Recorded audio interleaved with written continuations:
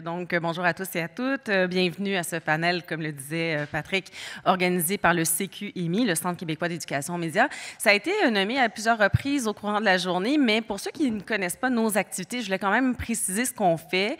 Donc, c'est une organisation qui a été fondée en 2021 par des journalistes professionnels et qui a pour mission donc d'aider les citoyens à développer leurs compétences pour mieux s'informer, faire connaître le rôle des journalistes et aussi de promouvoir l'éducation aux médias et à l'information. Et donc, pour y arriver, le CQIMI envoie, entre autres, donc, des journalistes professionnels dans les écoles secondaires, les cégeps, les bibliothèques, les résidences d'aînés, les centres communautaires, et pour donner une formation, notre formation phare qui s'appelle 30 secondes avant d'y croire. On a aussi développé différents contenus, des vidéos, des choses comme ça. Et donc, durant ces formations, les journalistes formateurs donnent des trucs pour vérifier l'information, pour vérifier la crédibilité d'une source, dépister des images qui auraient été truquées, départager les faits, des opinions et autres astuces du genre. Donc, maintenant, vous savez ce que c'est le Centre d'éducation aux médias et à l'information, Centre québécois.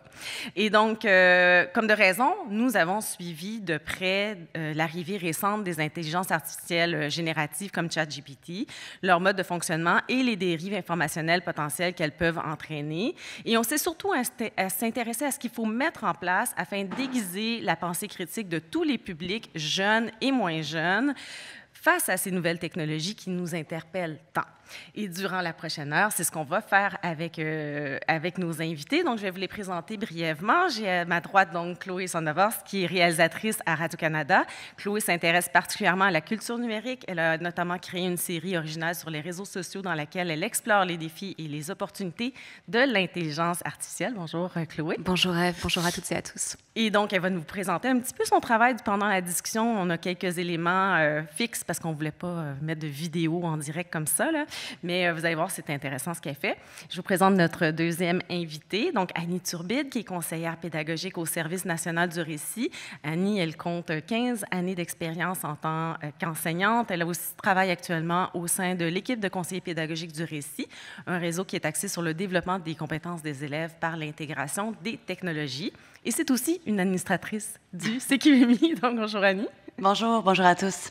Et enfin, donc, on a avec nous virtuellement Simon Duguay, qui est enseignant d'éducation aux médias à l'École secondaire de Rochebelle à Québec et qui est chargé de cours en didactique des sciences à l'Université Laval.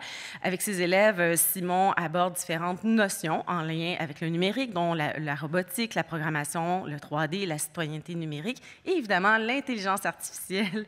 Merci, Simon, d'être avec nous virtuellement. Merci de m'avoir à distance. Malheureusement, j'enseignais dans une école secondaire aujourd'hui toute la journée à Québec, donc je ne pouvais pas être avec vous en présence, mais je pourrais être avec vous virtuellement. D'accord, ben, merci d'être là en tout cas. Et donc, avec ces trois personnes fantastiques, on va passer les prochaines 45-50 minutes et on suivra d'une période de questions d'environ 15 minutes, on verra.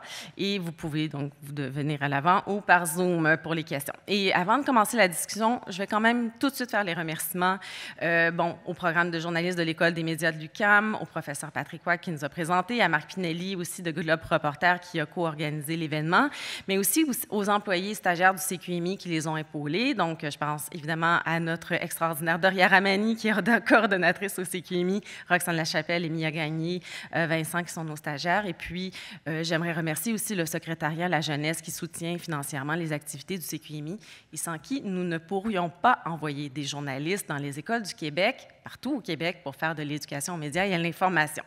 Alors voilà, c'est parti pour la conversation. Pour débuter, on voulait vraiment cadrer ce dont on parle quand on parle d'intelligence artificielle générative. C'est important de bien cerner ce dont on parle. Et donc, parce que ça a seulement 1 an après tout, hein, ça va très, très vite. Et donc, c'est vers Chloé que je me tourne. Est-ce que toi, tu pourrais nous dire, pour commencer la discussion, ce dont on parle quand on parle d'IAG, d'intelligence artificielle générative? Je vais essayer de relever le défi, Ève. Oui. Alors, je vais vous demander d'imaginer un aspirateur. L'intelligence artificielle générative, on pourrait la voir en 3 étapes autour de cet aspirateur. La première, ce sont les données d'entraînement que l'aspirateur va donc aspirer, des données très vastes. Si on prend l'exemple de ChatGPT, qui est encore le plus connu actuellement, ça va être un mélange de livres qui sont dans le domaine public ou pas, des publications qui ont été faites sur les réseaux sociaux, des publications de médias aussi. Donc, toutes ces données d'entraînement sont aspirées et digérées dans le ventre de la bête, l'aspirateur, où il va y avoir un apprentissage automatique, donc en utilisant des algorithmes, des technologies d'intelligence artificielle. Cet entraînement peut se faire de façon différente, mais l'idée, c'est de permettre au système d'observer des régularités dans les données, des assemblages qui ont lieu plus souvent que d'autres, bref, de lui apprendre à interpréter ces données. Et la 3e étape, c'est là qu'on va arriver à la génération. Sur base des données qui ont été analysées, notre aspirateur ou notre système d'intelligence artificielle va être capable de générer de nouveaux assemblages. Si on prend l'exemple de ChatGPT, le coup de génie d'OpenAI il y a presque 1 an maintenant, ça a été d'ajouter une interface de chat, donc de clavardage avec le système d'intelligence artificielle qui permet au grand public d'interagir avec ce système de manière très simple, très intuitive. Pourquoi? Mais parce qu'on utilise notre langage, le langage naturel, et on dit donc que ce type de systèmes sont des grands modèles de langage. Et le mot langage est vraiment important ici, ce ne sont pas des modèles de connaissance. Les données qui les ont entraînés s'arrêtent à une certaine date. Pour la dernière mise à jour de ChatGPT, maintenant, c'est janvier 2022.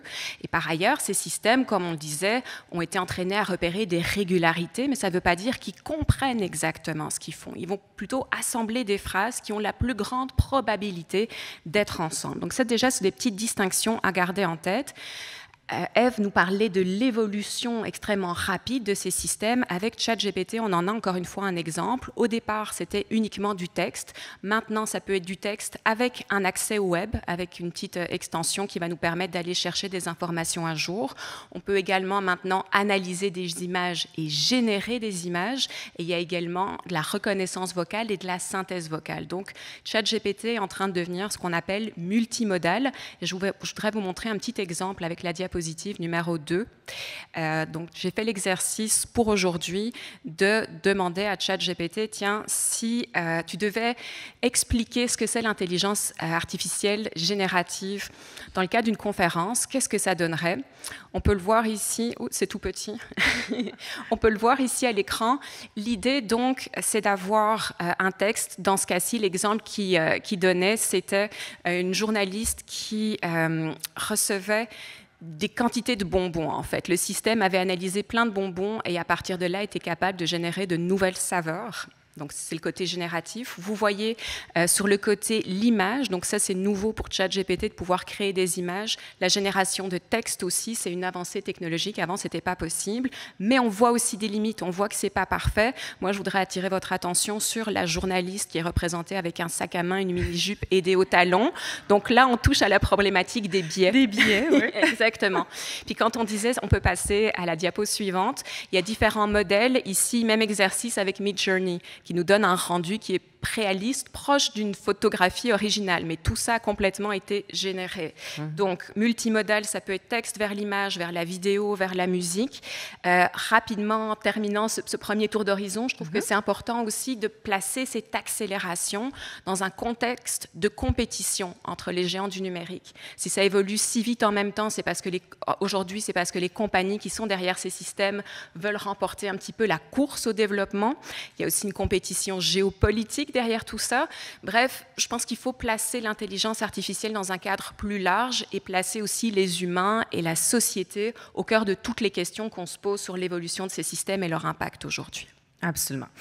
Annie, donc on parle de cadrer tout ça. Est-ce qu'on peut cadrer ça dans le système scolaire? Donc, est-ce que les jeunes connaissent les outils, donc les IA génératives, ce qu'elles font, ce qu'elles ne font pas, quelles sont leurs limites au niveau de la crédibilité, de la véracité de l'information qu'elles fournissent? Est-ce qu'on peut avoir un petit portrait de ce qui se passe à l'école? Oui, mais en fait, c'est très difficile d'avoir un portrait assez exhaustif de ce qui se passe à l'école, vu le nombre d'écoles et les milieux qui sont très diversifiés. On sait dans les recherches de, entre autres, Simon Collin, que les connaissances des jeunes préalables avec le numérique en général, et là, je ne parle pas d'IA spécifiquement, sont très, très hétérogènes. Et elles sont influencés par leur milieu socio-économique dans lequel ils viennent, et évidemment les établissements qu'ils fréquentent et les projets auxquels ils sont présentés finalement et les outils qu'ils vont utiliser. Fait que pour l'instant, je ne serais pas prête à dire qu'il y a qui a une connaissance massive globale chez les jeunes, d'autant plus que c'est quand même assez récent. Et bon, parfois, le principe de prudence fait en sorte qu'on essaie de mettre les choses en place de façon correcte. Mais il y a des initiatives de plus en plus qui se présentent à nous. Simon va nous en parler, entre autres, d'une initiative qu'il y a eu au secondaire. J'ai des collègues aussi au récit en univers social. Donc, l'univers social, c'est le domaine de l'histoire et de la géographie, qui ont bâti des tâches, 4 tâches ultra intéressantes. J'aurais aimé ça les ajouter, mais bref, vous irez voir recitus.qc.ca. Et donc, ils ont fait générer des images à partir d'événements historiques et en présentant 4 images différentes aux jeunes de secondaire 1, secondaire 2, secondaire 3 et 4. Puis, évidemment, en fonction d'événements historiques différents, bien, ils vont amener les jeunes à développer leur esprit critique sur ces images-là. Laquelle, après vous, mettons, on prend celui de secondaire 4, c'est sur la crise de la conscription. Et donc, on demande aux jeunes, il y a une image qui est vraie parmi ces 4-là, et laquelle, à ton avis, est celle qui est le plus susceptible d'avoir été prise lors de l'événement. Et donc, à ce moment-là, on va essayer puis de comprendre pourquoi, quels sont les indices que j'utilise finalement pour déceler tout ça.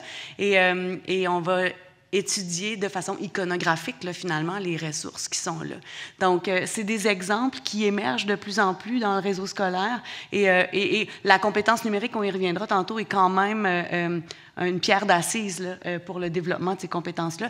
Mais on est en train, le train est en route. Oui, le train est en route. Et moi, je me demandais sur le terrain, Simon, qu'est-ce que vous constatez? Est-ce que les jeunes sont curieux de ces objets-là? Est-ce qu'ils les utilisent? Est-ce qu'ils utilisent les chats dont tu as parlé, par exemple, Chloé, ou les autres outils sur Snapchat? Qu'est-ce qu'on voit directement en classe? Moi, c'est sûr que je ne peux pas vous donner de statistiques nationales parce que j'en ai pas, mais je peux donner des statistiques par rapport à mon vécu comme enseignant en classe. À plusieurs moments depuis la sortie de ChatGPT, j'ai un peu interrogé les élèves. Je vous dirais, au printemps passé, on était à peut-être la moitié des élèves qui l'avaient essayé. Quand My AI est sorti, tout le monde l'a essayé, ou du moins une très, très grande majorité des personnes ont essayé l'IA générative, même s'ils ne savaient pas que c'était de l'IA générative par Snapchat directement.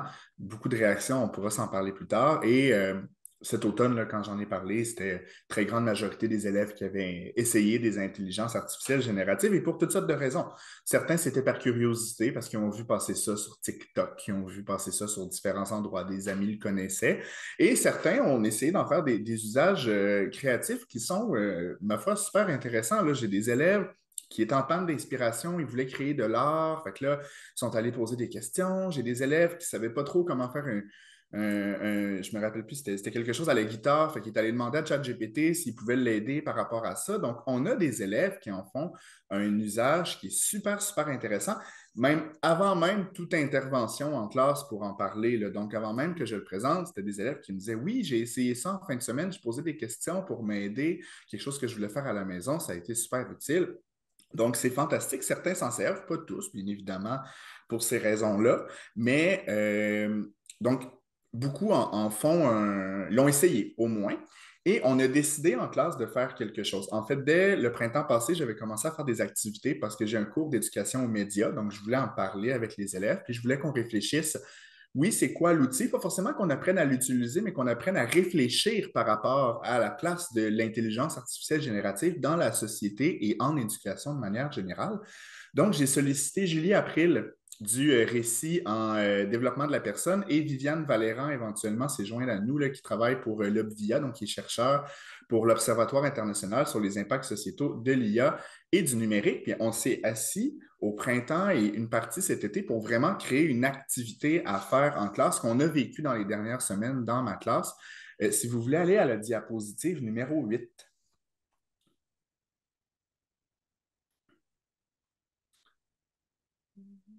Oups. Donc, on a créé en fait le projet Y as-tu pensé, qui est une activité dans laquelle on veut que les élèves s'interrogent par rapport à leur usage, puis par rapport à l'usage global dans la société de l'intelligence artificielle générative. Si vous allez à la diapositive suivante, le projet, en fait, était en 4 étapes. Donc, c'était sur 4 cours. Le premier cours, on parlait des bases de l'intelligence artificielle. Donc, on présentait un peu comment l'intelligence artificielle fonctionne de manière générale, parce que moi, j'enseignais l'IA avant même ChatGPT. À l'époque, on parlait de reconnaissance faciale, puis on parlait d'auto qui se conduisent toutes seules. Mais comment l'IA apprend, comment elle est entraînée, c'est quoi l'importance des données d'entraînement par rapport aux résultats? Donc, on présentait tout ça. Le défi numéro 2, on faisait essayer des intelligences artificielles génératives aux élèves. On ne leur faisait pas essayer de ChatGPT, on allait vers d'autres IA génératives, entre autres celles qui génèrent des images. Donc, on leur en présentait plusieurs IA. On présentait la Teachable Machine qui permet d'entraîner un modèle à faire de la reconnaissance visuelle. On leur montrait comment utiliser Stable puis Scribble Diffusion qui permettent de faire de la génération d'images. Donc, on voulait vraiment, tout en ayant une réflexion, sur comment ça pourrait être utilisé ou non. Ensuite, on parlait des limites, le troisième cours, des limites de l'IA générative, donc les biais algorithmiques, quand l'IA, comme ChatGPT, va favoriser certains groupes sociaux par rapport à d'autres. On va parler d'un terme que certains appellent les hallucinations, ou quand l'intelligence artificielle invente des faits, pour que les élèves sachent que tout ce qui est écrit par l'IA, comme Chloé présentait un petit peu plus tôt, c'est des modèles statistiques, ce n'est pas le savoir incarné. Donc, des fois, les IA vont écrire des choses qui sont fausses. Il faut que les élèves le sachent. On va parler des différentes dérives, comme la désinformation, comme d'autres sortes d'utilisations à mauvais escient.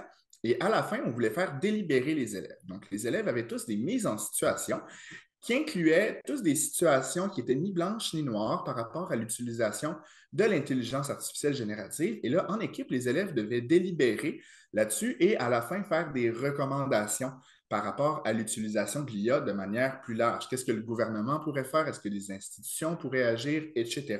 C'était vraiment un temps qu'on a pris en classe pour réfléchir à ça et j'ai trouvé ça incroyable parce qu'au début du projet, on demandait aux élèves, bon, c'est quoi votre opinion de l'IA générative? Puis la majorité des réponses, c'était, je ne le sais pas, c'est quoi? J'en ai pas vraiment, jamais vraiment posé la question. Ou encore, ça fait peur. C'est des robots qui vont dominer le monde. Donc ça, c'était avant. Et à la fin, la majorité des élèves étaient rendus nuancés, puis ils disaient, ben, l'IA générative, dans certains contextes, pour certaines pratiques, ça peut être intéressant, mais on ne doit pas oublier que Puis souvent, les élèves disaient, ça peut être utile, mais ça prend toujours un humain qui est là pour valider, pour vérifier des choses. Et les élèves, la discussion à la fin, comme on a vraiment pris le temps de réfléchir, ben, étaient capables de réinvestir des notions comme l'entraînement. Ah, ben là, cette IA-là, ça pourrait être intéressant, mais ça dépend de l'entraînement qu'elle a eu, si elle est biaisée, parce que dans certains contextes, ça peut être plus problématique que d'autres. Donc, ils ont vraiment eu une réflexion qui les a amenés un peu à un changement conceptuel. Ça les a amenés de j'en ai entendu parler à j'ai pris le temps de réfléchir là-dessus et je suis capable de prendre un temps d'arrêt pour réfléchir à ça. L'IA générative, ce ne sera pas la dernière technologie qui va amener des changements dans notre société. Donc, que les élèves apprennent à prendre un temps d'arrêt et se dire, bon, je vais aller me renseigner, c'est quoi les notions techniques, ça peut être quoi les enjeux sociaux, les enjeux moraux par rapport à ça, et je vais me faire une propre tête par rapport à ça. Mais cette démarche-là, oui, est utile dans le cas de l'arrivée de l'IA générative, mais elle le sera dans le cadre d'arrivée d'autres technologies plus tard aussi. Donc, ça a été très, très, très intéressant de voir les élèves mener cette réflexion-là vraiment en profondeur. Ça a été un beau moment en classe, je dirais, là, ben, des beaux moments parce que ça a duré 4 à 5 cours, là, mais très, très, très intéressant là, de vivre ça en classe. Merci, Simon. En tout cas, je trouve que c'est un bel exemple que tu donnes à quel point la réflexion peut s'approfondir à travers justement un cours dédié à la compréhension de leur mode de fonctionnement, aussi de bien expliquer, bon, de montrer comment les utiliser de façon créative. Donc, ça semble être une piste aussi justement au niveau de l'éducation aux médias et à l'information. Et ensuite, de montrer quelles sont leurs limites pour avoir vraiment cette réflexion-là, d'aller vers une meilleure compréhension, un meilleur usage et de bien comprendre les dérives. suivre. Donc, ça mettait quand même bien la table. Ce que je comprends aussi de ce que vous avez dit tout à l'heure, tout le monde, c'est que finalement, autant le grand public que les jeunes ne sont pas vraiment encore bien au courant de ce que font ces outils-là. Chloé, toi qui fais de l'éducation aux médias et à l'information, qui parle beaucoup d'IA générative sur les réseaux sociaux, penses-tu que le public est au courant? Mais j'imagine que non, mais vas-y quand même. C'est très variable. Je dois dire que je suis un peu jalouse de Simon qui a du temps. Oui. Qui le crée et qui l'utilise bien pour justement avancer dans la durée avec les élèves et voir ce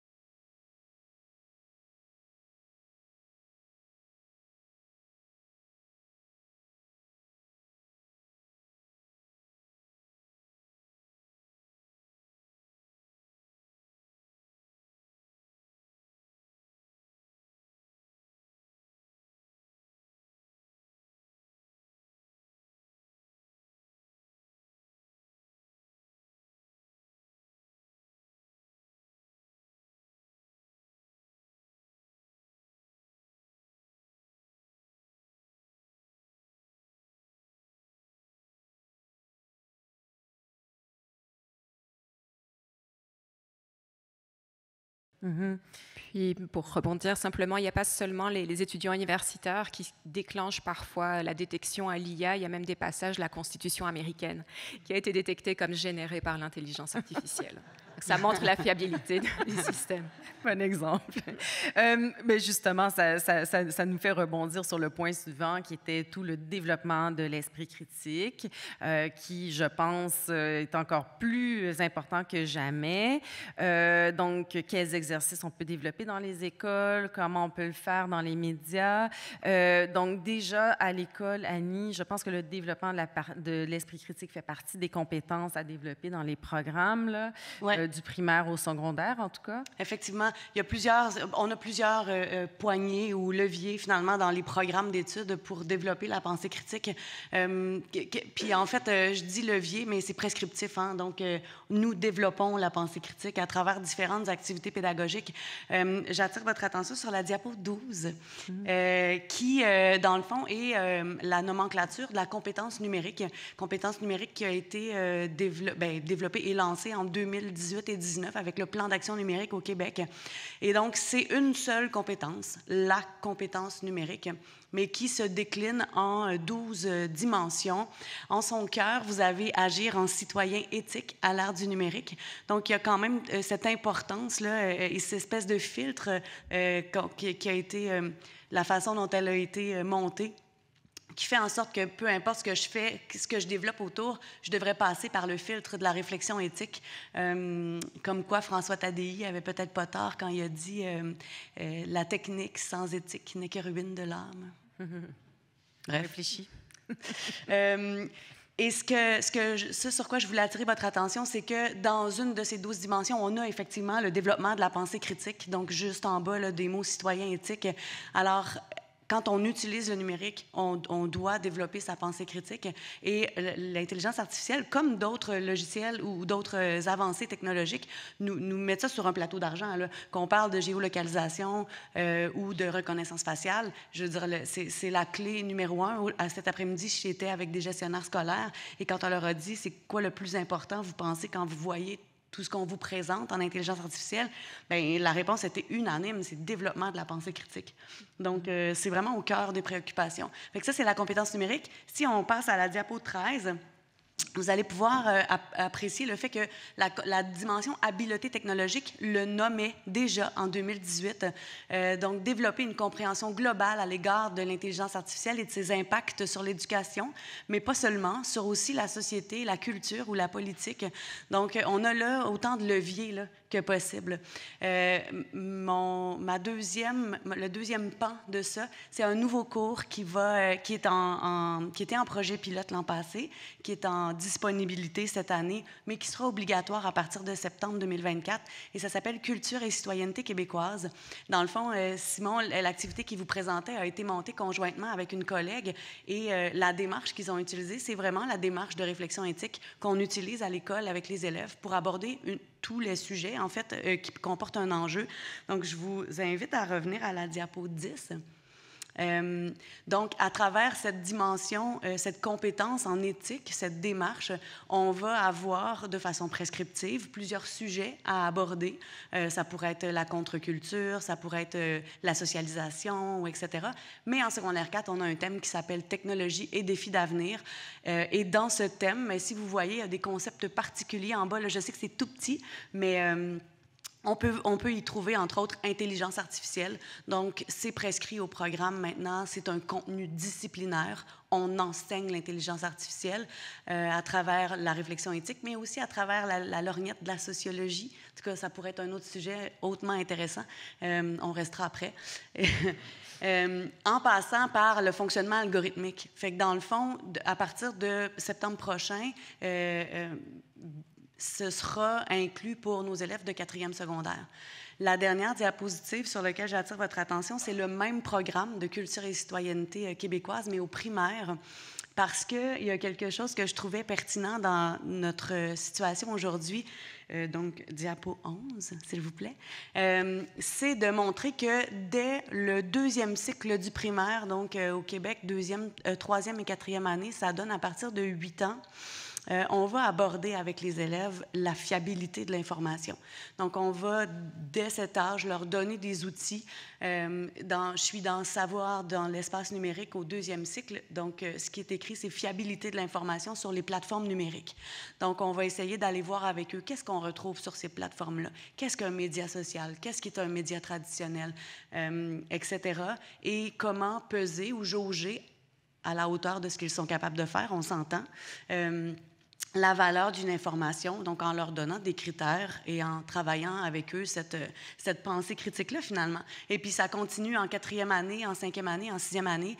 Alors, on va placer des bases de plus en plus jeunes pour leur permettre de comprendre le monde dans lequel ils vivent puis de mieux l'interpréter, je crois. Que ça fait peut-être un peu licorne, mais je trouve ça beau.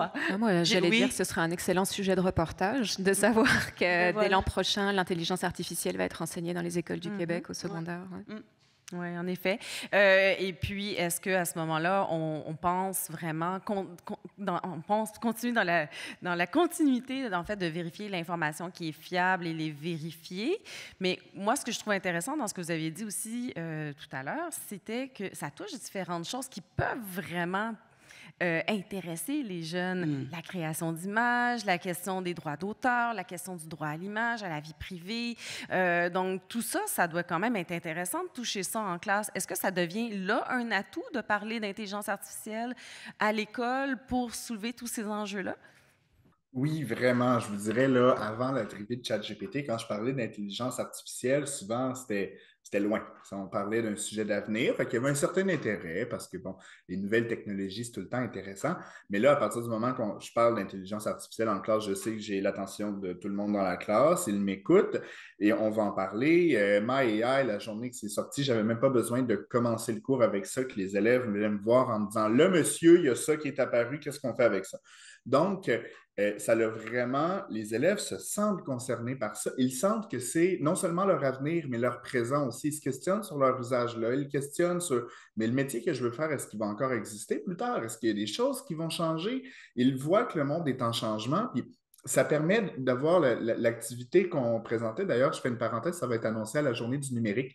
Cette activité-là va être publique. Donc, n'importe quel enseignant de la province qui veut la faire en classe, ça va être disponible pour tout le monde. On va créer même du matériel pour former les enseignants à ça. Mais ce que je veux dire par rapport à ça, c'est que les élèves, je veux dire, j'ai fait de l'éthique des technologies en classe et ils étaient tous super intéressés de le faire. C'est rare qu'on va parler d'éthique puis d'approche réflexive et que les élèves vont être enthousiastes à le faire, mais là, parce non. que, non, c'est vrai. Excuse-moi. Non, OK, je me reprends. C'est pas toujours que ça arrive, je m'excuse.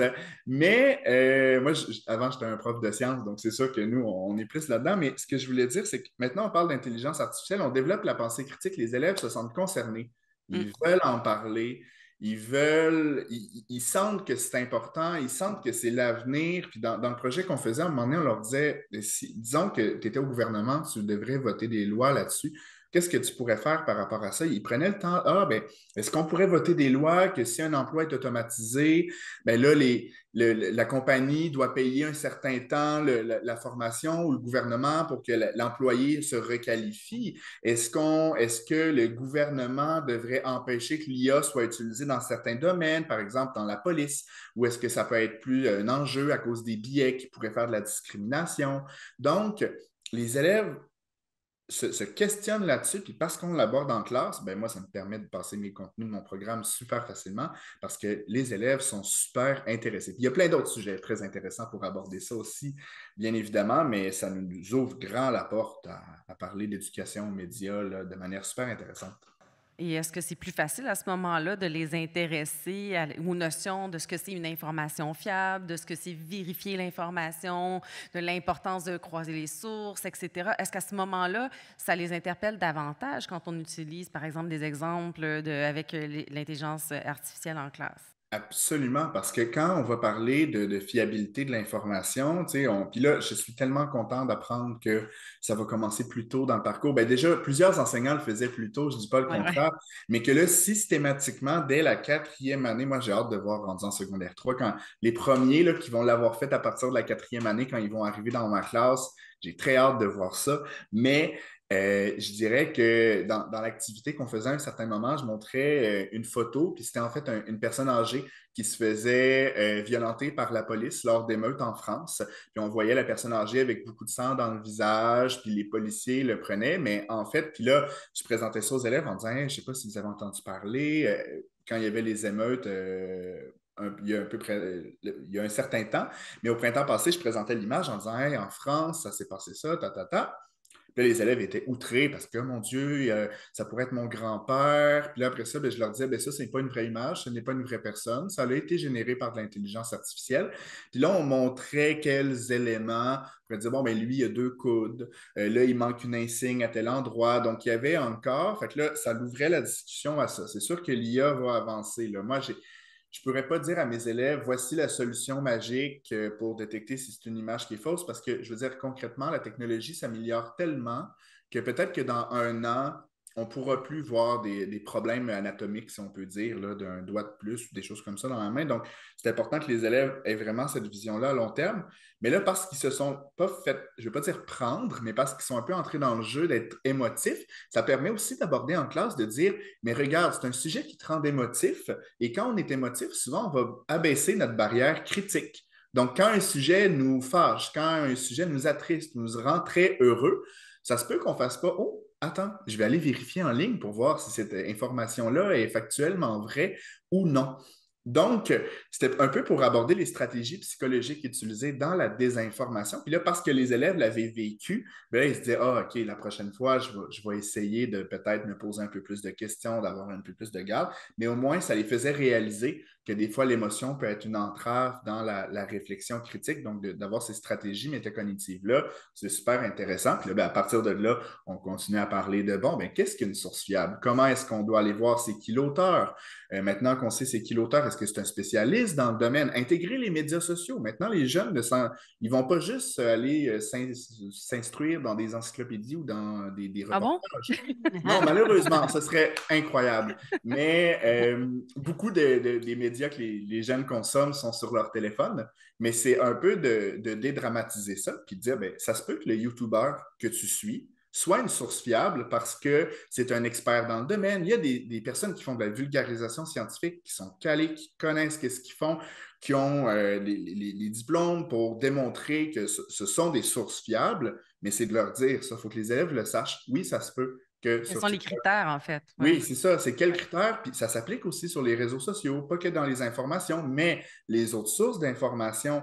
Quand on parle du journalisme, c'est intéressant aussi. Mais encore une fois, faire la différence entre le journalisme de fait, le journalisme d'opinion. Les deux sont super importants dans la société, mais pas pour forcément les mêmes raisons. Donc, encore une fois, ça les amène à faire la distinction entre les faits et les opinions pour aller chercher plus d'informations. Mais l'IA générative, donc par exemple la fausse image que je présentais plus tôt, m'a ouvert la porte à partir avec À ça. tout Et ça. là, les élèves écoutaient vraiment parce qu'ils sentent que c'est pas seulement applicable dans des travaux d'école, mais c'est aussi applicable au contenu qu'ils voient au jour le jour sur leur téléphone, de se poser la question, est-ce que c'est une vraie image, est-ce que c'est une fausse image? Cette personne-là me présente des faits, mais est-ce qu'il sait vraiment? Est-ce que c'est un journaliste qui est accrédité? Est-ce que c'est un expert? Ou c'est quelqu'un qui dit un peu à voix haute tout ce qu'il pense? Donc, ça rend concret. Pas qu'il ne l'était pas avant, mais pour les élèves, de voir que ce que j'enseigne, ils peuvent s'en servir pour avoir un contrôle, avoir un certain pouvoir décisionnel sur ce qu'ils vont retenir ou non de ce qu'ils voient sur TikTok, par exemple, mais ça leur donne ce pouvoir-là aux élèves. Mhm. Et Chloé, est-ce que l'IA ou parler de l'IA peut avoir le même effet avec un public adulte, donc pour éveiller l'esprit critique, par exemple, par rapport au contenu, par rapport aux images, aux vidéos? C'est une bonne question. J'aime le fait qu'on ait souligné l'importance de l'émotion dans tout ça. Parce que c'est vrai que dans le cas de la première rencontre avec les jeunes et l'intelligence artificielle, si on peut aller à la diapositive numéro 5, moi aussi j'ai vécu l'arrivée de MyAI sur Snapchat de plein fouet, mais côté média dans le fond. Et donc j'anime un compte TikTok avec des vidéos verticales, court format autour de l'intelligence artificielle. Puis en l'espace de quelques jours, j'ai commencé à recevoir énormément de questions de gens qui cherchaient à comprendre comment fonctionnait cette intelligence artificielle générative. Puis vous voyez le nombre de vues, c'est allé jusqu'à 6 millions de vues pour des vidéos. Je le souligne pas du tout pour mettre de l'avant un score. J'ai des vidéos qui font 500 vues aussi, puis c'est parfait. Mais vraiment l'intérêt dans la population à ce moment-là. Puis TikTok, bien sûr, il y a les jeunes, mais en fait, en l'utilisant, j'ai constaté qu'il y a vraiment une population très diversifiée et les questions venaient un petit peu de tous les horizons. Ce qui est intéressant, je trouve, dans ce processus-là, c'est quelque part d'aller sur le terrain numérique, pour justement aller à la rencontre du public. Et quand on parle du rôle des émotions, ça peut être une bougie d'allumage pour la curiosité. Et je trouve que c'est intéressant, comme professionnel des médias, de se questionner sur nos propres émotions. On parle d'esprit critique aujourd'hui. Comment on peut appliquer cet esprit critique à notre propre travail dans la couverture de l'intelligence artificielle? On a beaucoup entendu le mot hype, donc emballement. Et je pense que les médias, volontairement ou non, peuvent contribuer à cet emballement en relayant des nouveautés qui sont annoncées par les compagnies sans les remettre en question, en relayant une annonce mais sans retourner voir quelques mois, quelques années plus tard, est-ce que vraiment la promesse a été livrée, est-ce qu'il y a réellement eu un impact, en soulignant pas assez les limites des systèmes d'intelligence artificielle, en faisant toujours entendre les mêmes voix. Donc en fait, on retrouve des problématiques qui sont présentes dans d'autres domaines du journalisme, avec peut-être une spécificité dans le cas de l'intelligence artificielle en ce moment, c'est l'angoisse collective qu'on a évoquée un petit peu plus tôt. Je pense qu'il faut en être conscient. C'est encore un terme qui fait peur, un domaine qui génère beaucoup de peur du côté du public, qui est parfois alimenté aussi par certaines personnes qui trouvent un intérêt financier. Donc je crois qu'il faut rester très, très vigilant là-dessus et voir comment on peut justement accompagner le public là-dedans. Donc ça peut être de nous-mêmes oser aller tester ces outils, en parler de la façon la plus transparente, la plus humble, la plus honnête possible. Un exemple que je trouvais intéressant à la diapositive numéro 6, c'est Caitlin Dewey, qui est une journaliste indépendante qui a notamment travaillé pour le Washington Post.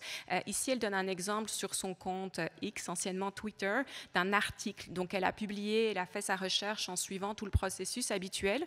Mais par la suite, en fait, elle a interrogé ChatGPT pour demander quels sont les biais présents dans mon reportage, les angles morts, les choses que j'aurais peut-être pas assez abordées. Puis ensuite, elle a publié le résultat, donc, pour que le public puisse le voir. Et je trouve qu'elle a une démarche intéressante d'échange. On se remet soi-même en question.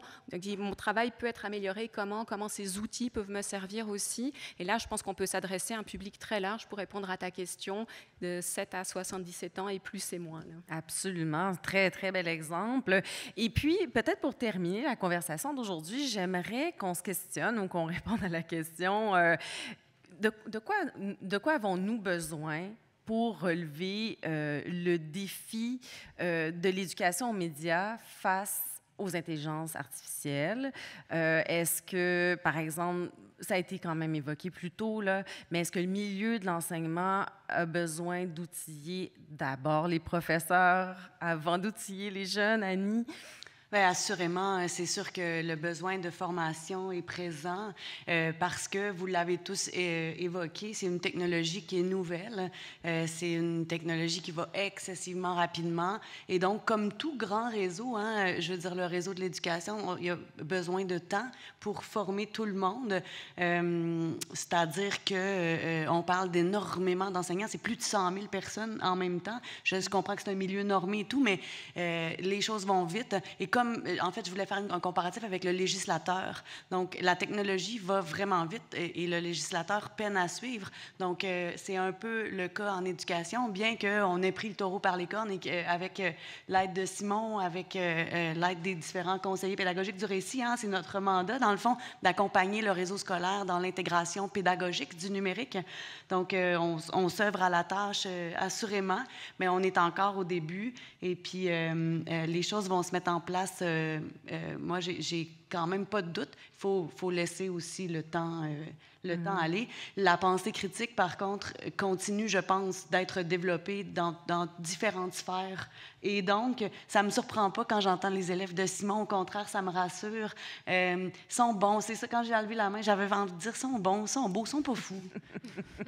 Tu sais, sérieux, vraiment. Puis, Ouais. je veux dire, je le voyais avec mes élèves, moi aussi, en classe. Ils ont une profondeur de réflexion. Ils ont cet intérêt, cette curiosité. Pour peu qu'on utilise des stratégies pédagogiques relativement simples, comme une accroche questionnante qui suscite la curiosité. Fait que, il y a des choses à mettre en place, assurément. Un besoin de formation, de connaissances brutes. Parce qu'une fois qu'on s'est dit, ouais, ça me fait un peu peur, oui, il faut vraiment en parler à l'école, mais qu'est-ce que je connais là-dessus? Quelles sont les connaissances qu'il me manque pour pouvoir le faire? Et puis même porter un jugement qui va être appuyé sur des connaissances. Donc, il y a cette transmission à développer assurément. Là, je faisais ça cet après-midi. Ouais.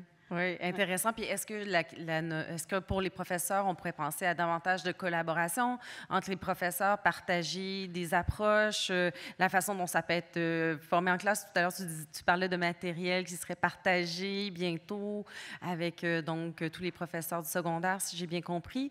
Oui, ben en fait, ça va être disponible sur le site du récit du développement de la personne, là. Donc, à partir du 3 novembre, normalement, la journée du numérique, ça va être disponible en ligne. On va le présenter cette journée-là. Moi, j'ai eu la chance de travailler avec Julie April, la conseillère pédagogique qui fait du travail incroyable d'ailleurs. Mais on a des conseillers pédagogiques partout dans la province au récit. On a des conseillers pédagogiques dans nos centres de services scolaires comme enseignants. Souvent, surtout en début de carrière, on ne sait pas forcément c'est qui, comment les contacter, font du travail incroyable pour nous former, nous tenir à jour. Et cette formation-là est importante pour les enseignants. Il y a peu de temps, je donnais une formation dans une école sur un peu l'intelligence artificielle, puis tout ce qui est l'évaluation à l'ère de ChatGPT. Puis pour plusieurs enseignants, oh, ça y est, ChatGPT, les élèves vont toucher dans toutes les évaluations. Puis là, on se base seulement un peu sur un discours, des fois un peu de peur qui a circulé, mais maintenant, une fois qu'on est au courant des faits, souvent, ça va dédramatiser bien des choses. On va avoir une meilleure compréhension, puis après ça, on va pouvoir agir de manière éclairée par rapport à ça. Et puis dans l'activité, j'ai aussi eu l'activité que j'ai montée, entre autres, il y avait une chercheure universitaire qui s'est assise avec nous. C'est sûr que je ne m'attends pas à ce que tous les enseignants qui veulent se former aient la chance de collaborer avec une chercheure universitaire, mais le VIA fait des choses qui sont super intéressantes. Il faut juste avoir le temps de s'asseoir, le temps de le lire. Quand c'est arrivé ChatGPT, bon, petite histoire, j'ai parti un groupe Facebook, on s'est mis plein d'enseignants à se partager beaucoup d'informations, mais juste essayer de se garder à jour sur le sujet. C'était un effort constant parce que ça évolue tellement vite. Donc, il faut vraiment mettre toutes les ressources qu'on a dans le milieu scolaire, les conseillers pédagogiques, les offres de formation qu'on peut avoir, les enseignants qu'on prenne le temps de s'asseoir tant qu'on ne peut, mais on doit le prendre à mon avis. Puis ça va nous permettre d'avoir une meilleure compréhension de l'outil, d'être plus rationnel par rapport à son utilisation. Et après ça, si on veut en parler en classe, ben, on va pouvoir guider les élèves parce que les élèves ont des choses à dire par rapport à ça. Premier cours qu'on en parlait de l'année, une élève lève la main, on parlait d'IA générative, puis elle me disait, mais monsieur, j'ai entendu dire que les artistes, des fois, leurs photos se retrouvent dans les images qui sont générées par intelligence artificielle. Est-ce qu'ils ont donné leur consentement à ça? Est-ce que, tu sais, je me dis, tu es une élève en début d'année de secondaire 3 et tu as déjà une réflexion par rapport au droit d'auteur et l'IA générative. C'est super. Mais comme j'ai pu m'informer là-dessus, j'ai été capable de mener cette activité-là, mais il faudrait que ça se passe dans plus d'écoles, bien évidemment. Probablement qu'avec le nouveau cours de citoyenneté culture québécoise, mais ça va permettre à plus d'enseignants d'aborder ça en classe et je leur souhaite parce que ça donne des conversations qui sont fantastiques avec les élèves. Mm-hmm. Puis on a assez peu soulevé les enjeux démocratiques, sociétaux là, qui sont liés à l'apparition des intelligences artificielles, mais considérant qu'il y en a et on peut se poser des questions à ce sujet-là, est-ce que les médias devraient envisager des actions justement pour se positionner par rapport à tout ce qui va se passer? Et tu posais la question, Ève, de quoi on a besoin. C'est une question que j'aime beaucoup et j'aime aussi la question de quoi le public a besoin. Parce qu'on est au cœur du rôle des médias, puis des médias publics en particulier, puis l'intelligence artificielle peut nous aider à cibler cette question-là de façon un petit peu plus simple. Toutes les personnes ici dans la salle aujourd'hui, toutes les personnes qui nous écoutent ont probablement des besoins propres aussi par rapport à l'information sur ce sujet-là. Il y a des méthodes qui pourraient nous aider à aller chercher pour se brancher directement là-dessus. À l'interne, les médias, je pense, ont besoin de créer des espaces d'expérimentation en ce moment. Des endroits où on peut oser se tromper. On le disait, ça évolue tellement vite. Personne ne peut prétendre être spécialiste en intelligence artificielle. Je parle du côté des professions variés, pas des spécialistes et des scientifiques du domaine. Donc il faut avoir ces espaces où on peut essayer, où on peut se tromper. Je voyais cette semaine Radio France organiser un forum dans ces bâtiments avec des espèces de petits stands à gauche, à droite où on présentait des solutions. Les gens pouvaient venir se poser des questions. À Radio-Canada, on a un groupe qui a été mis en place par Florent Dodin, un collègue, justement pour nourrir les discussions autour de tout ça. Mais au-delà de ce qui se passe à l'interne, je pense qu'il y a un besoin de s'ouvrir et de voir à l'externe quels ponts peuvent être construits.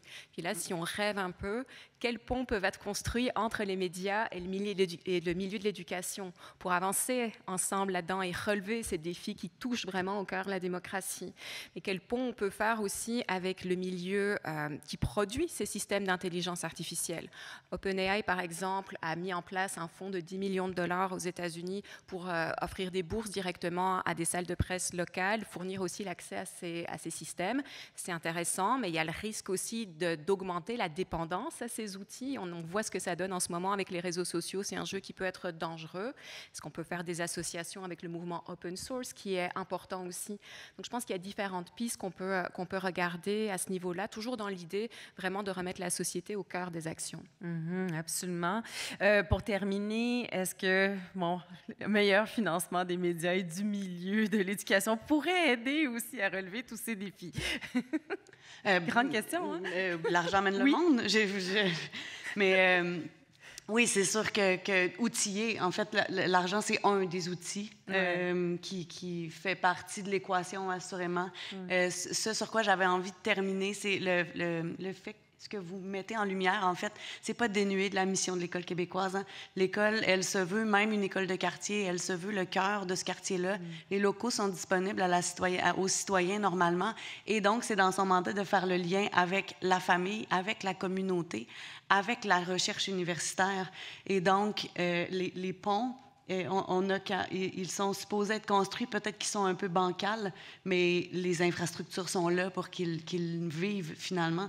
Donc, à nous de saisir l'opportunité, un peu comme tu l'as fait, Simon. Mais, ouais. Puis, avec les programmes de recherche-action à l'université, de plus en plus, moi, je suis témoin de recherche entre les milieux vraiment terrain et le milieu universitaire. Donc, il y a là plein on dirait que tous les ingrédients sont là. Ça prend un chef cuisinier. Tous les ingrédients sont quand même là pour peu qu'on sache les utiliser puis en tirer les bénéfices. Oui, puis si je peux me permettre, c'est un peu ce qu'on essaie de faire justement au CQIMI, de créer des ponts entre les médias, les journalistes, puis le milieu de l'éducation et le grand public. Donc, voilà, c'est de la poursuite de notre mission. On va sûrement s'intéresser de plus en plus à l'IA. Merci donc à nos 3 panélistes. Ça serait maintenant la période de questions, soit de Zoom, si Roxane, il y en a pas. Ou les gens dans la salle. Puis si ça s'adresse à une personne en particulier, simplement le mentionner, s'il vous plaît, après vous être présenté. Bonjour, Pierre Mondor, Cégep Montmorency. Ça s'adresse à tout le monde. Vous avez parlé que vous essayez d'outiller les enseignants face à l'intelligence artificielle. Est-ce que vous pensez que le gouvernement est outillé pour répondre à ça? Et si oui, l'est-il adéquatement? Est-ce que quelqu'un veut répondre? On dit parfois que les silences sont révélateurs, mais c'est une situation hors contexte. Le silence, oui, voilà. Annie, est-ce que toi qui travailles au récit... Je pense que ça dépasse un peu mon spectre de compétences. J'imagine qu'il y a énormément de professionnels dans les différents ministères qui s'œuvrent là-dessus, mais... Oui. Bon. Voilà. Désolée, on peut... C'est ça. On ne sait pas. En fait, je pense que chacun pourrait probablement répondre en termes d'opinion personnelle, mais comme dit Annie, en termes de compétences sur le sujet, ce serait risqué de s'avancer. Ce qu'on peut constater, ceci dit, c'est on parlait de la course au développement technologique.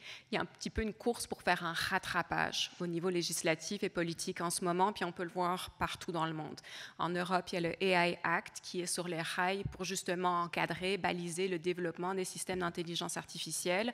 Au Canada, Canada, il y a la loi C-18 qui serait déposée prochainement, qu'on attend aussi. Donc, beaucoup de tractations qui se font parfois en coulisses, parfois dans des consultations publiques, avec la participation des parties prenantes aussi.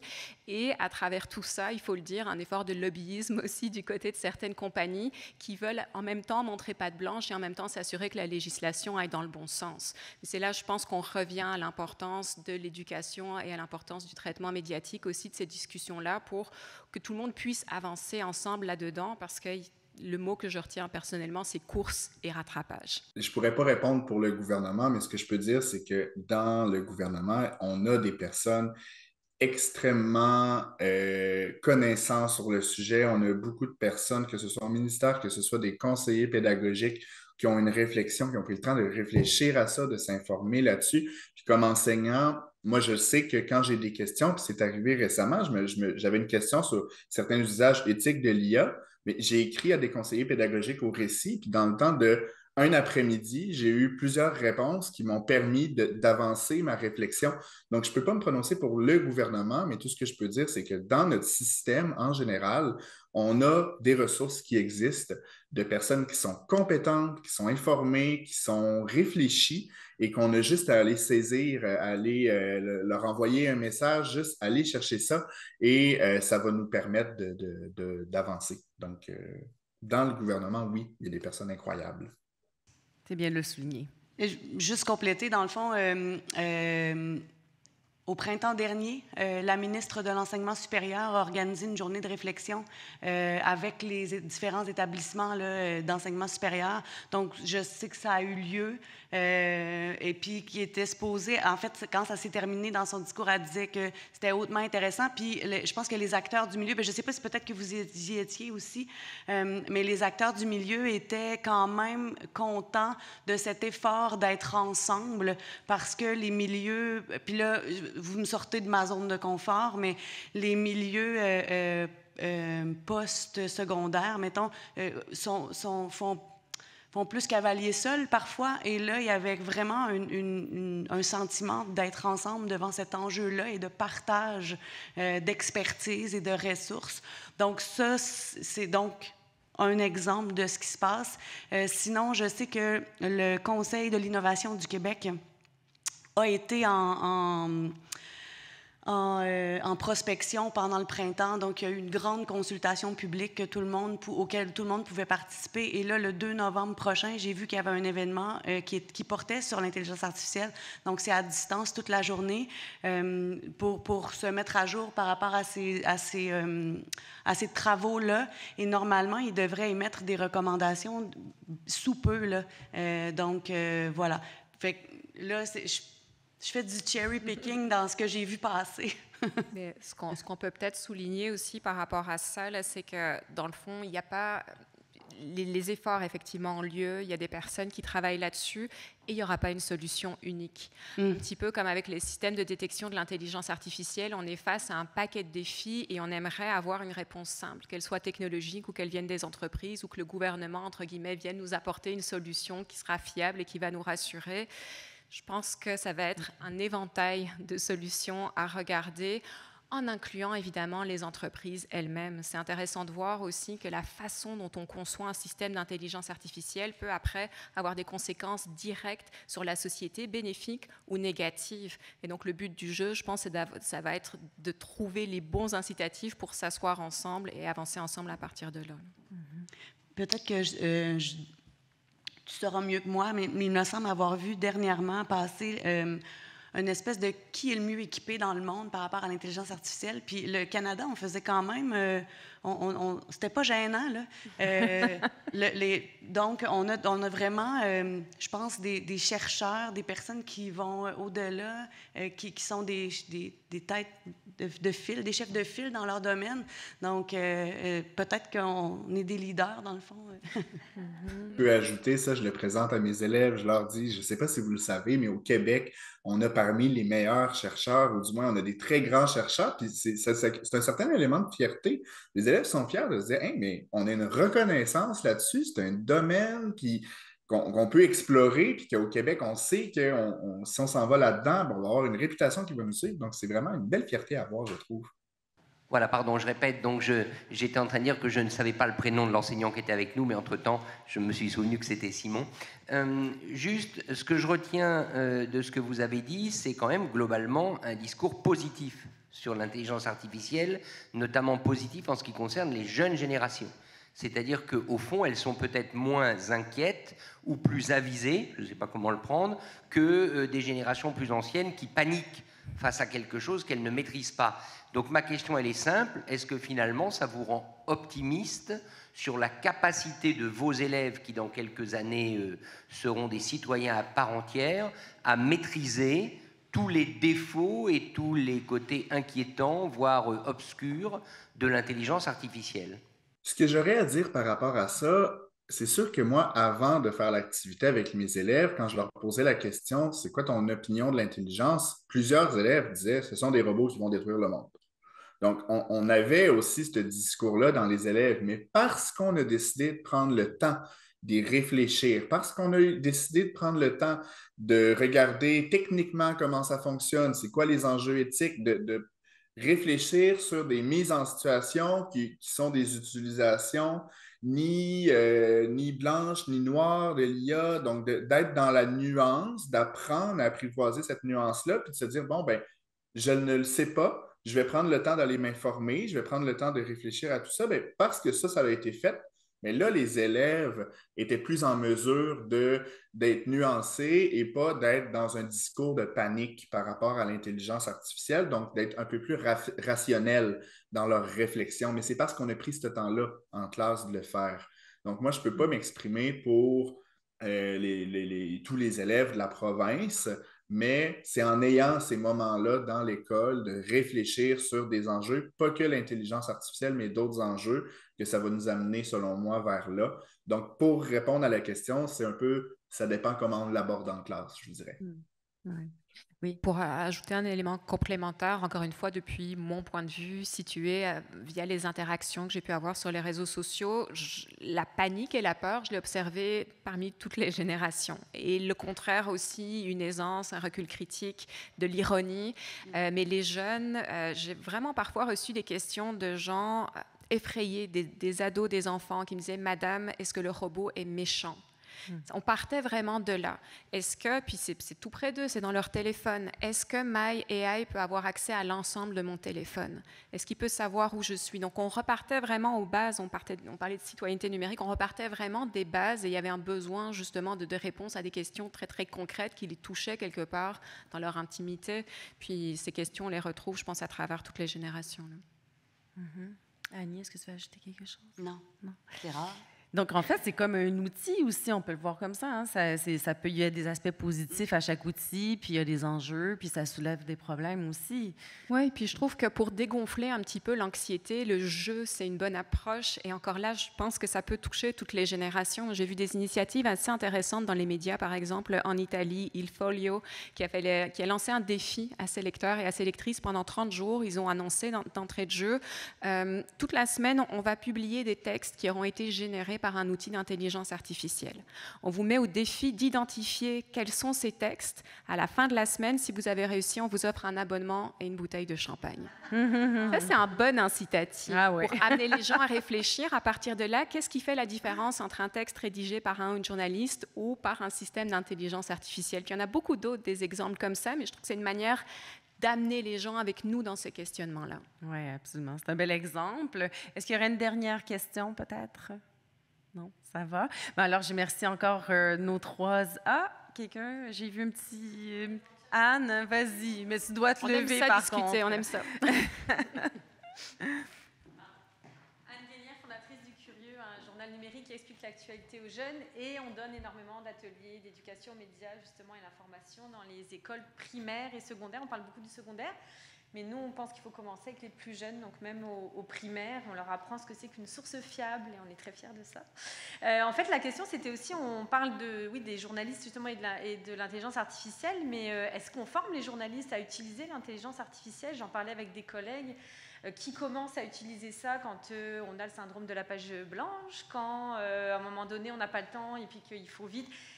Puis moi, j'ai des journalistes avec qui je travaille, je commence à en parler avec eux, mais je me dis, comment je les guide là-dedans? Est-ce qu'en tant que directrice de publication, j'accepte des textes qui sont écrits éventuellement, parce que je ne le sais pas forcément avec l'intelligence artificielle? Comment moi, je peux être certaine que... Enfin, tu sais, je fais du fact-checking, évidemment, mais je trouve que notre rôle, il est aussi crucial là-dedans. Puis voilà, si vous avez des éléments là-dessus.